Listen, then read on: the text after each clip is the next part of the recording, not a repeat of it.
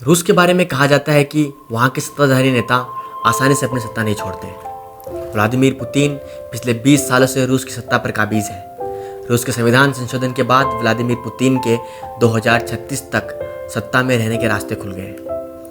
Putin का राष्ट्रपति कार्यकाल 2024 में पूरा होना है, लेकिन हाल ही में हुए संविधान संशोधन के हिसाब से अब वो 2036 तक राष्ट्रपति रह सकते हैं। हालांकि इसके लिए उन्हें पहले की तरह ही चुनाव लड़ने होंगे।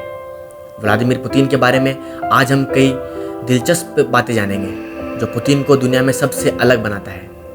राजनीति में आने से पहले पुतिन रूस की जासूसी एजेंसी केजीबी में लेफ्टिनेंट जनरल थे। अपनी स्नातक की डिग्री प्राप्त करके उन्होंने केजीबी में काम करना शुरू किया।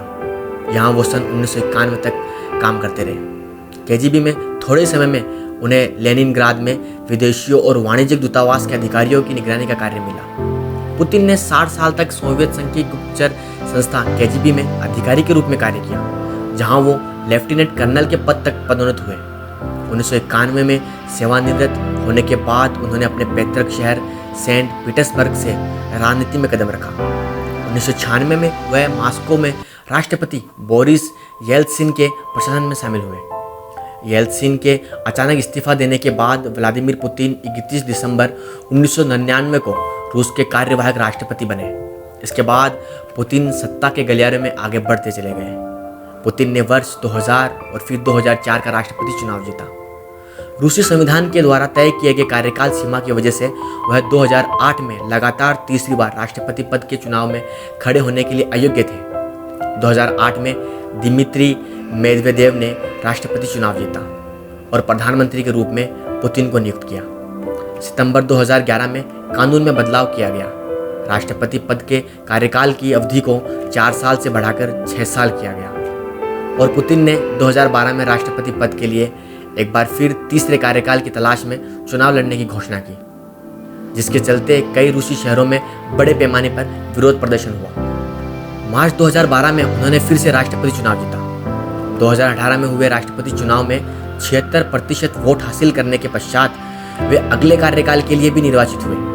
वर्तमान में वह 6 वर्ष के कार्यकाल की पूर्ति कर रहे हैं। पुतिन जब पहली बार प्रधानमंत्री बने थे तब लोगों में खासे लोकप्रिय नहीं थे। लोगों को सिर्फ इतना पता था कि वो सेंट पीटर्सबर्ग से हैं और सोवियत संघ की खुफिया एजेंसी केजीबी में काम करते थे। लेकिन जब वो आए तो ऐसे छाए कि उनकी अप्रूवल रेटिंग 80% तक पहुंच गई। पश्चिमी देशों में कोई नेता ख्वाब में ही ऐसी रेटिंग के बारे में सोच सकता है। पुतिन ने रूस की स्थिति को मजबूत बनाया है। ऐसे में उनकी लोकप्रियता को आप रूस में नकार नहीं सकते। वहाँ के लोग भी चाहते हैं कि उनका कोई नेता ऐसा हो जो पश्चिमी देशों के हाथ की कुटपुतली ना बन के रह जाए। पुतिन खुद कहते हैं कि रूस अभी पश्चिमी देशों के खतरों से सुरक्षित नहीं है और इसलिए उनके लिए ये सत्ता छोड़ने का सही वक्त नहीं है।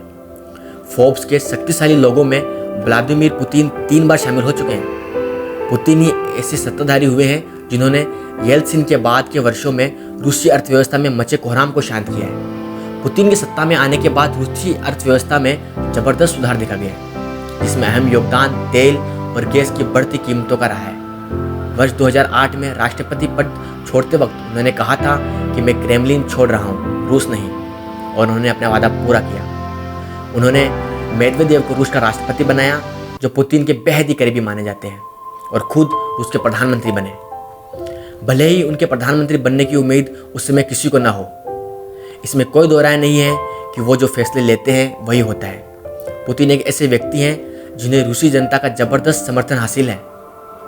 आपको हमारी ये रिपोर्ट कैसी लगी हमें कमेंट सेक्शन में बताएं। Please subscribe and don't forget to press the bell icon to get notified whenever we upload a new video.